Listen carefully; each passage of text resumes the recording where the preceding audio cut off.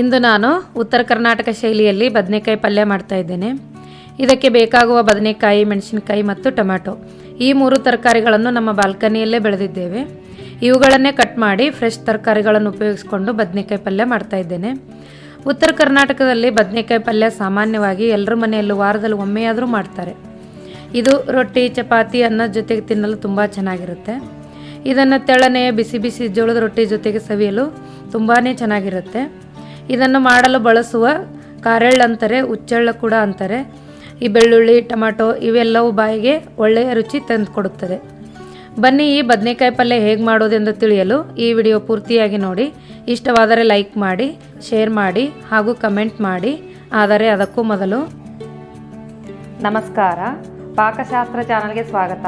ನಾನು ಸುರೇಖಾ ತಳವಾರ್. ನಮ್ಮ ಚಾನಲ್ಗೆ ಸಬ್ಸ್ಕ್ರೈಬ್ ಮಾಡಿಲ್ಲ ಅಂದರೆ ದಯವಿಟ್ಟು ಸಬ್ಸ್ಕ್ರೈಬ್ ಮಾಡಿ, ಹಾಗೆ ಪಕ್ಕದಲ್ಲಿರೋ ಬೆಲ್ಲೈಕನ್ ಪ್ರೆಸ್ ಮಾಡಿ. ಬೆಲ್ಲೈಕನ್ ಪ್ರೆಸ್ ಮಾಡೋದ್ರಿಂದ ನಮ್ಮ ಹೊಸ ವಿಡಿಯೋಗಳ ನೋಟಿಫಿಕೇಷನ್ ನಿಮಗೆ ಬರುತ್ತೆ. ಬದನೆಕಾಯಿ ಪಲ್ಯ ಮಾಡೋ ವಿಧಾನ ನೋಡ್ಕೊಳ್ಳೋಣ. ಮೊದಲಿಗೆ ನಾನು ಕಾರೆಳ್ಳನ್ನ ಹುರ್ಕೋತಾ ಇದ್ದೀನಿ. ಇದಕ್ಕೆ ಉತ್ತರ ಕರ್ನಾಟಕದ ಕಡೆ ಕಾರೆಳ್ಳು ಅಂತಾರೆ, ದಕ್ಷಿಣ ಕರ್ನಾಟಕದ ಕಡೆ ಹುಚ್ಚೆಳ್ಳು ಅಂತಾರೆ. ಇದನ್ನು ನಾವು ಲೋ ಫ್ಲೇಮಲ್ಲಿ ಇಟ್ಕೊಂಡು ಇದು ಚಟಪಟ ಅನ್ನೋವರೆಗೂ ನಾವು ಫ್ರೈ ಮಾಡ್ಕೋಬೇಕು. ನೋಡಿ, ಈಗ ಲೋ ಫ್ಲೇಮಲ್ಲಿ ಇಟ್ಕೊಂಡು ಒಂದು 5 ನಿಮಿಷ ನಾನು ಇದನ್ನು ಫ್ರೈ ಮಾಡಿದ್ದೀನಿ. ಇದಕ್ಕೆ ನಾನು ಸ್ವಲ್ಪ ಜೀರಿಗೆ ಹಾಕ್ತಾಯಿದ್ದೀನಿ. ಜೀರಿಗೆ, ಈ ಕಾರೆಳ್ಳು ನಾನು ಒಟ್ಟಿಗೆ ಫ್ರೈ ಮಾಡ್ತಾಯಿದ್ದೀನಿ. ನೋಡಿ, ಇದನ್ನು ಹೀಗೆ ಡ್ರೈ ರೋಸ್ಟ್ ಮಾಡಬೇಕು. ನೋಡಿ, ಪಟಪಟ ಅಂತ ಇದೆ. ಈಗ ಇದು ಆಯಿತು. ಇದು ನಾನೀಗ ಮಿಕ್ಸಿ ಜಾರ್ಗೆ ಹಾಕ್ತಾಯಿದ್ದೀನಿ. ಅದೇ ಪ್ಯಾನ್ಗೆ ನಾನು ಖಾರಕ್ಕೆ ಬೇಕಾಗುವಷ್ಟು ಹಸಿಮೆಣಸಿನ್ಕಾಯಿ ಹಾಕ್ತಾಯಿದ್ದೀನಿ, ಸ್ವಲ್ಪ ಬೆಳ್ಳುಳ್ಳಿ. ಇದು ಎರಡನ್ನು ನಾವು ಸ್ವಲ್ಪ ಫ್ರೈ ಆದಮೇಲೆ ಆಮೇಲೆ ಸ್ವಲ್ಪ ಎಣ್ಣೆ ಹಾಕ್ಬಿಟ್ಟು ಈ ಥರ ಫ್ರೈ ಮಾಡ್ಕೋಬೇಕು. ಅದೇ ಮಿಕ್ಸಿ ಜಾರ್ಗೆ ಈ ಹಸಿಮೆಣಸಿನ್ಕಾಯಿ ಕೂಡ ಹಾಕ್ತಾಯಿದ್ದೀನಿ, ಬೆಳ್ಳುಳ್ಳಿ, ಹಸಿಮೆಣಸಿನ್ಕಾಯಿ. ಇದು ತುಂಬ ಪೇಸ್ಟ್ ಆಗೋವರೆಗೂ ಏನು ರುಬ್ಕೋಬೇಕಾಗಿಲ್ಲ, ಸ್ವಲ್ಪ ತರಿತರಿಯಾಗಿದ್ರೇ ಚೆನ್ನಾಗಿರುತ್ತೆ. ನೋಡಿ, ಈಗ ಮಸಾಲೆ ರೆಡಿ ಆಯಿತು. ಇದಕ್ಕೆ ನಾನು ಅದೇ ಪ್ಯಾನ್ಗೆ ಇನ್ನೊಂದು ಟೇಬಲ್ ಸ್ಪೂನಷ್ಟು ಕುಕ್ಕಿಂಗ್ ಆಯಿಲ್ ಹಾಕ್ತಾಯಿದ್ದೀನಿ. ಇದಕ್ಕೆ ಸ್ವಲ್ಪ ಸಾಸಿವೆ, ಸ್ವಲ್ಪ ಜೀರಿಗೆ ಹಾಕ್ತಾಯಿದ್ದೀನಿ.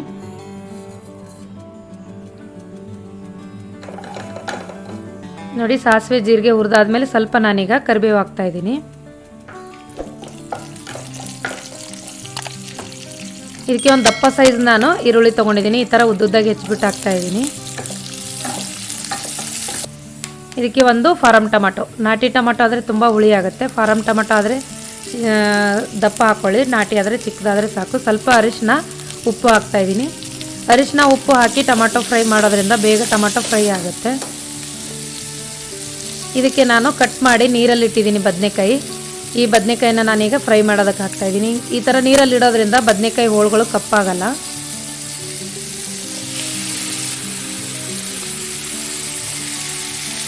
ನೋಡಿ, ಈಗ ಬದನೆಕಾಯಿನ ಹೈ ಫ್ಲೇಮಲ್ಲಿ ಇಟ್ಕೊಂಡು ಒಂದು 5 ನಿಮಿಷ ನಾವು ಇದ್ರ ಜೊತೆಗೆ ಫ್ರೈ ಮಾಡಬೇಕು. ನೋಡಿ, ಹಿಂಗೆ ಮುಚ್ಚಳ ಮುಚ್ಚಿ ಒಂದು 5 ನಿಮಿಷ ನಾನು ಇದಕ್ಕೆ ಫ್ರೈ ಮಾಡಿದ್ದೀನಿ. ಈ ಬದನೆಕಾಯಿ ಬೇಗ ಫ್ರೈ ಆಗುತ್ತೆ, ತುಂಬ ಹೊತ್ತು ಬೇಕಾಗಿಲ್ಲ, ಮತ್ತು ನೀರು ಕೂಡ ಹಾಕಬೇಕಾಗಿಲ್ಲ, ಹಾಗೆಯೇ ಬದನೆಕಾಯಿ ಫ್ರೈ ಆಗುತ್ತೆ. ನೋಡಿ, ಈಗ ಮೆತ್ತಗಾಗಿದೆ ಬದನೆಕಾಯಿ. ಒಂದು 5 ರಿಂದ 7 ನಿಮಿಷ ಇದನ್ನು ಫ್ರೈ ಮಾಡ್ಕೋಬೇಕು. ಈಗ ನಾನು ಇದಕ್ಕೆ ಹುಚ್ಚೆಳ್ಳು, ಹಸಿಮೆಣಸಿನ್ಕಾಯಿ ಮತ್ತು ಬೆಳ್ಳುಳ್ಳಿ ಇದನ್ನೆಲ್ಲ ರುಬ್ಬಿರೋ ಮಸಾಲೆನ ಇದಕ್ಕೆ ಹಾಕ್ತಾಯಿದ್ದೀನಿ. ನೋಡಿ, ಈ ಥರ ಪಲ್ಯಕ್ಕೆ ನಾವು ಹಸಿಮೆಣಸಿನ್ಕಾಯಿ, ಹುಚ್ಚೆಳ್ಳಿದ್ರೆ ಹಸಿಮೆಣಸಿನ್ಕಾಯಿ ಹಾಕಿ ಮಾಡಬೇಕು. ಶೇಂಗಾದ ಬೀಜ ಕುಟ್ಬಿಟ್ಟು ಹಾಕಿದ್ರೆ ನಾವು ಅದಕ್ಕೆ ಮಸಾಲೆ ಖಾರ ಅಥವಾ ಅಚ್ಚ ಖಾರದ ಪುಡಿ ಹಾಕಿ ಮಾಡ್ಬೋದು. ನೋಡಿ, ನಾನೀಗ ಕೊತ್ತಂಬರಿ ಸೊಪ್ಪು ಹಾಕ್ತಾಯಿದ್ದೀನಿ. ಬದನೆಕಾಯಿ ಪಲ್ಯ ರೆಡಿ ಆಯಿತು. ತುಂಬ ಬೇಗನೆ ಮಾಡ್ಕೋಬೋದು, ಟೇಸ್ಟ್ ಕೂಡ ಸೂಪರಾಗಿರುತ್ತೆ.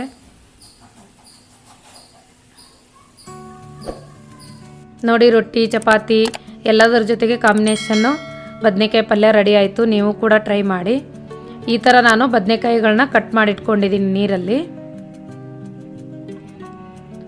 ಒಂದು ದಪ್ಪ ಸೈಜ್ದು ಈರುಳ್ಳಿ ತೊಗೊಂಡಿದ್ದೀನಿ, ಒಂದು ಫಾರಮ್ ಟೊಮ್ಯಾಟೊ, ಸ್ವಲ್ಪ ಕೊತ್ತಂಬರಿ ಸೊಪ್ಪು, ಹಸಿರು ಮೆಣಸಿನ್ಕಾಯಿ ಖಾರಕ್ಕೆ ಬೇಕಾಗುವಷ್ಟು, ಸ್ವಲ್ಪ ಅರಿಶಿನ, ರುಚಿಗೆ ತಕ್ಕಷ್ಟು ಉಪ್ಪು, ಕಾರೆಳ್ಳು 1 ಟೇಬಲ್ ಸ್ಪೂನಷ್ಟು, ಸಾಸಿವೆ ಜೀರಿಗೆ ಒಗ್ಗರಣೆಗೆ ಸ್ವಲ್ಪ ಸ್ವಲ್ಪ, ಕರಿಬೇವು ಸ್ವಲ್ಪ, ಬೆಳ್ಳುಳ್ಳಿ ಸ್ವಲ್ಪ, ಪಲ್ಯಕ್ಕೆ ಬೇಕಾಗುವಷ್ಟು ಕುಕ್ಕಿಂಗ್ ಆಯಿಲು.